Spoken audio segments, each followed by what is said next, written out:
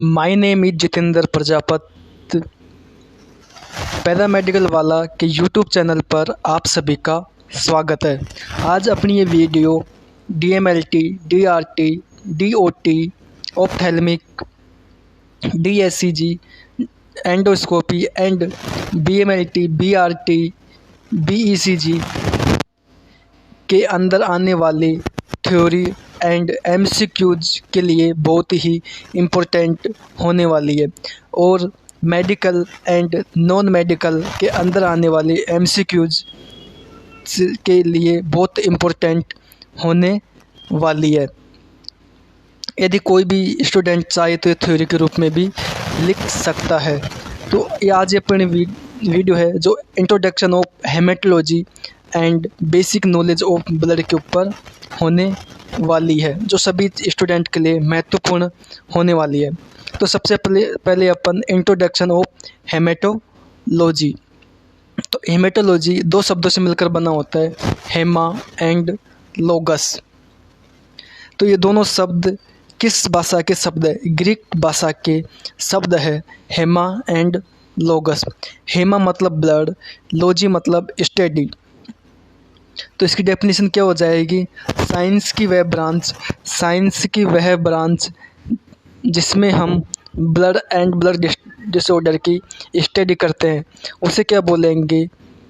Haematology बोलेंगे। तो definition क्या हो जाएगी? साइंस की वह ब्रांच जिसमें हम ब्लड एंड ब्लड डिसऑर्डर की स्टडी करते हैं, उसे क्या बोलते हैं? हेमेटोलॉजी बोलते हैं। तो ब्लड की स्टडी करेंगे तो ब्लड के अंदर क्या क्या होता है? ब्लड का फॉर्मेशन होता है बोन मैरो से, तो बोन मैरो की स्टडी करेंगे। ब्लड फॉर्मिंग कंटेंट्स की स्टडी करेंगे। उसके अंदर ब्लड के अंदर क्लोटिंग फैक्टर होते हैं, कितने होते हैं? 13 होते हैं, उनकी स्टडी करते हैं। ब्लड डिजीज, ब्लड से होने वाली डिजीज, प्रोटीन एंड ETC मतलब इत्यादि स्टडी करते हैं। तो सबसे पहले अपन क्या पढ़ेंगे? ब्लड पढ़ेंगे। तो ब्लड क्या होता है? ब्लड को हिंदी में बोलते हैं रक्त और उर्दू में बोलते हैं लहू। तो ब्लड को क्या बोलते हैं? उर्दू में लहू बोलते हैं। तो इसकी डेफिनेशन हो जाएगी, blood is a red vascular connective tissue is called blood. तो ब्लड की डेफिनेशन क्या हो जाएगी? Blood is a red vascular connective tissue is called blood. तो आप सभी जानते हैं ब्लड कैसा होता है? लाल होता है। तो रेड हो गया, रेड वस्कुलर कनेक्टिव टिश्यू मतलब रेड मतलब लाल, वस्कुलर मतलब वेसल्स। वेसल कितने प्रकार की होती है? 2 टाइप की होती है, धमनी व सिरा, या वैन या आर्टरी। तो ये क्या काम करते हैं? वेसल्स ब्लड को लाने व ले जाने का कार्य करती है। कनेक्टिव टिश्यू ब्लड क्या है? कनेक्ट करके रखता है, तो इसलिए इस क्या बोलते हैं? कनेक्टिव टिश्यू भी बोलते हैं। कनेक्टिव टिश्यू मतलब संयोजी ऊतक। और ब्लड का नेचर कैसा होता है? ये कोलाइडल नेचर का होता है। ये कैसे होता है? कोलाइडल नेचर का होता है।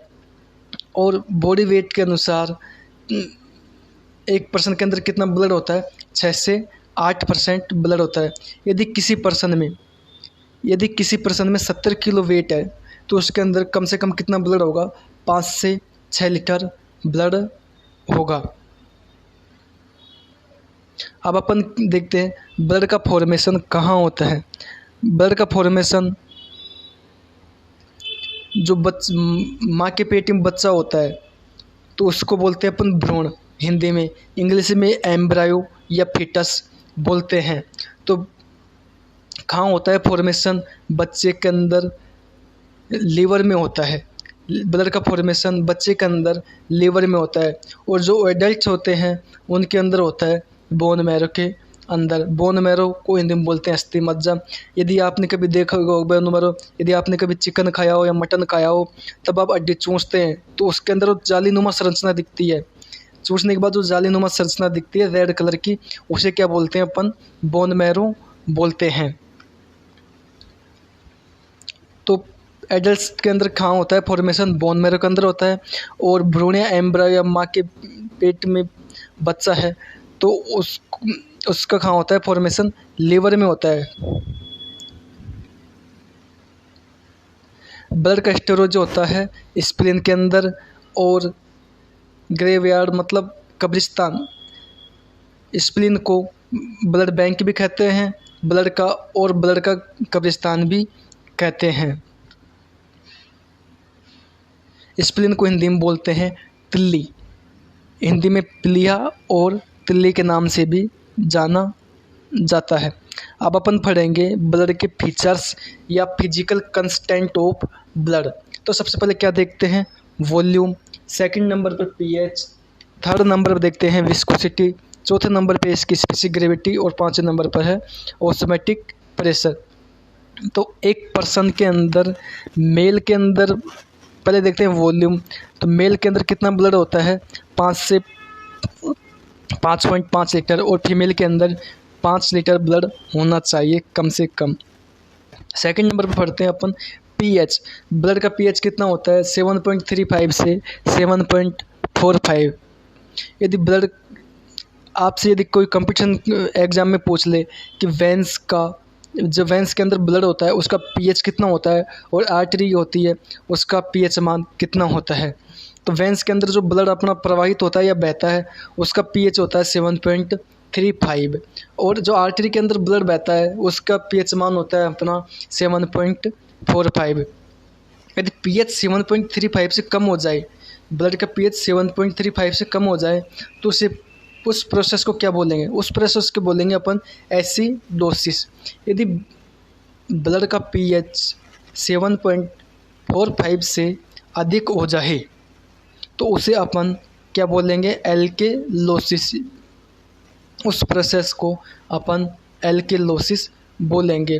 अब ब्लड के अंदर पीएच मेंटेन कैसे होता है भाई, पीएच ज़्यादा कम कैसे होता है, तो उसको ज़्यादा कम हो जाए तो उसको मेंटेन कैसे करते हैं। ब्लड के अंदर जो पीएच होता है उसको मेंटेन करते हैं एक्सक्रीशन के द्वारा। किसके द्वारा, एक्सक्रीशन के द्वारा। एक्सक्रीशन के द्वारा उस पीएच को मेंटेन करते हैं। जैसे कि लंग्स के द्वारा CO2 क्या करते हैं अपन बाहर निकालते हैं या एक्सक्रीट करते हैं, उससे क्या है कि अपना पीएच मेंटेन होता है। और सेकंड है किडनी के द्वारा। किडनी के द्वारा भी क्या करते हैं, पीएच को मेंटेन करते हैं, जिसके अंदर हाइड्रोजन आयन और हाइड्रोक्साइड आयन, H+ आयन और OH- आयन को क्या करते हैं, किडनी के द्वारा बाहर निकालते हैं। अब विस्कोसिटी, ब्लड की विस्कोसिटी कितनी होती है, more than 5 times of water. Water की 5 गुनी, पानी की 5 गुनी होती है क्या, ब्लड की विस्कोसिटी। ये किस पे डिपेंड करता है, आरबीसी एंड प्लाज्मा पर। इसकी जो ब्लड की विस्कोसिटी है वो किस पे डिपेंड करती है, आरबीसी एंड प्लाज्मा के ऊपर। ब्लड के अंदर 55% प्लाज्मा होती है और सेल्स कितनी होती है, 45%। सेल्स के अंदर भी आरबीसी सबसे ज़्यादा पाई जाती है, 95%। अब पढ़ेंगे अपन स्पेसिफिक ग्रेविटी। तो स्पेसिफिक ग्रेविटी में ब्लड की स्पेसिफिक ग्रेविटी कितनी होती है, 1.05 से 1.06। ब्लड की स्पेसिफिक ग्रेविटी होती है 1.05 से 1.06। यदि ये भी किस पे डिपेंड करती है, आरबीसी एंड प्लाज्मा के ऊपर डिपेंड करती है। यदि आरबीसी एंड प्लाज्मा बढ़ेगी तो स्पेसिफिक ग्रेविटी भी बढ़ेगी, और यदि आरबीसी एंड प्लाज्मा घटेगा तो स्पेसिफिक ग्रेविटी भी घटेगी। स्पेसिफिक ग्रेविटी क्या होती है, स्पेसिफिक ग्रेविटी होती है कि ब्लड कितना गाढ़ा है, ब्लड कितना गाढ़ा है। अब अपन पढ़ते हैं ऑस्मोटिक प्रेशर। ऑस्मोटिक प्रेशर क्या होता है, इसको हिंदी में बोलते हैं प्रसारण दाब। तो ब्लड का ऑस्मोटिक प्रेशर होता है 7.6 ATM, और इसको यदि अपन ऑस्मोटिक प्रेशर के अंदर लिखें तो 290 से 300 ऑस्मोटिक प्रेशर होता है। और ऑनकोटिक प्रेशर होता है 25 mm/Hg। ब्लड का पीएच कितना होता है, वो ऑस्मोटिक प्रेशर कितना होता है, 290 से 300 ऑस्मोटिक प्रेशर। यदि ऑनकोटिक प्रेशर के रूप में लिखेंगे तो 25 mm/Hg होता है। अब ऑस्मोटिक प्रेशर किस पे डिपेंड करता है, ओस्मोसिस के ऊपर डिपेंड करता है। ऑस्मोटिक प्रेशर किस पे डिपेंड करता है, ओस्मोसिस के ऊपर डिपेंड करता है। तो ओस्मोसिस वाटर हायर कंसंट्रेशन से लोअर कंसंट्रेशन की तरफ जाता है, और सॉल्यूशन कब कहाँ जाता है, लोअर कंसंट्रेशन से हायर कंसंट्रेशन की तरफ जाता है। वाटर तो जाता है हायर से लोअर, और सॉल्यूशन इसका उल्टा होता है, लोअर टू हायर कंसंट्रेशन की तरफ जाता है। एक तरफ वाटर एक तरफ सॉल्यूशन है, बीच में क्या है, सेमी परमेबल मेम्ब्रेन है। वाटर प्योर है और सॉल्यूशन क्या है, इम्प्योर है। कैसे इम्प्योर कि इसके अंदर इंग्रेडिएंट्स प्रेजेंट है। यदि वाटर सॉल्यूशन के अंदर जाएगा, प्योर से इम्प्योर की तरफ जाएगा, तो ये भी इम्प्योर, जो प्योर चीज़ है वो इम्प्योर हो जाएगी। तो इससे बचाने के लिए जो इसके ऊपर प्रेशर लगाते हैं अपन, तो उससे जो इसके ऊपर प्रेशर लगता है उसे क्या बोलते हैं, ऑस्मोटिक प्रेशर बोलते हैं। जैसे कि अपने घर में, कई घरों में आरओ देखा होगा, जब अपन पानी डालते हैं उसके अंदर प्योर अलग होता है और इम्प्योर अलग होता है। यदि प्योर और इम्प्योर अलग होता है, प्योर वाटर इम्प्योर में नहीं मिले, इसलिए उसके अंदर जो प्रेशर लगता है उसे क्या बोलेंगे अपन, ऑस्मोटिक प्रेशर। अब अपन पढ़ेंगे function of blood, functions of blood. तो फर्स्ट फंक्शन क्या है, कंट्रोल ऑफ टेम्परेचर। बॉडी का ब्लड का टेम्परेचर, जो ब्लड है वो अपने बॉडी का टेम्परेचर को मेंटेन करके रखती है। बॉडी का टेम्परेचर कितना होता है, 37 डिग्री सेल्सियस। जब अब अपने शरीर में ब्लड सर्कुलेट होता है तो उसे अपन क्या बोलते हैं, सर्कुलेटरी सिस्टम या रक्त परिसंचरण। तो ये सर्कुलेटरी सिस्टम किसने दिया था, विलियम हार्वे ने।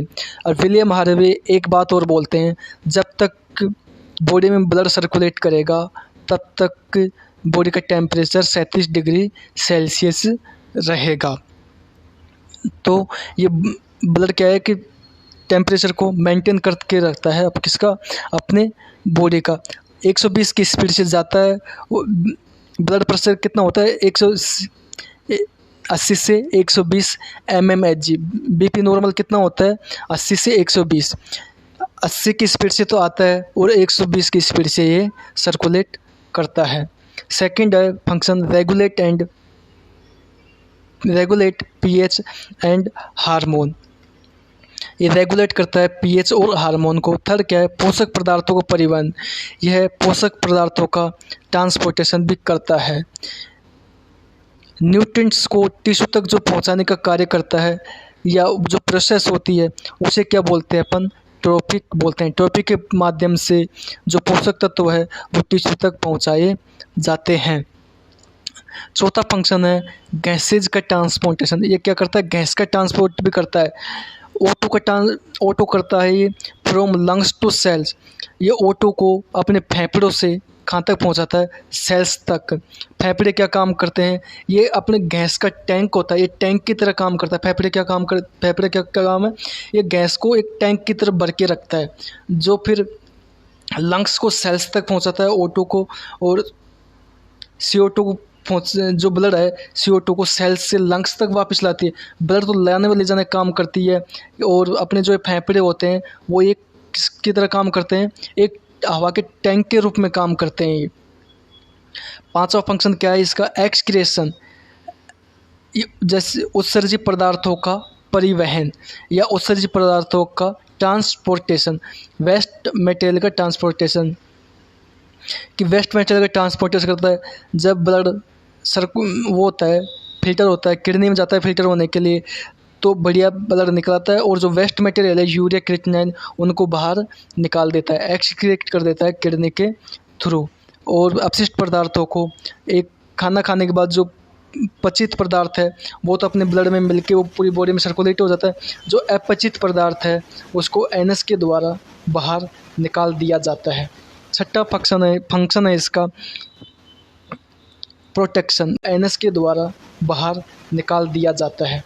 छठा फंक्शन है इसका प्रोटेक्शन। ब्लड क्या काम करता है, इम्यूनिटी का भी कार्य करता है और ब्लड लॉस होने से बचाता है। यदि अपने लग जाती है तो ब्लड के अंदर जो क्लोटिंग फैक्टर होते हैं उनकी सहायता से, उनकी हेल्प से ब्लड जल्दी से क्लोट हो जाता है और जो ब्लड लॉस होने से बच जाता है। यदि आपको वीडियो अच्छी लगे, 10% भी समझ में आई, तो लाइक, शेयर एंड सब्सक्राइब ज़रूर कीजिए। Thank you.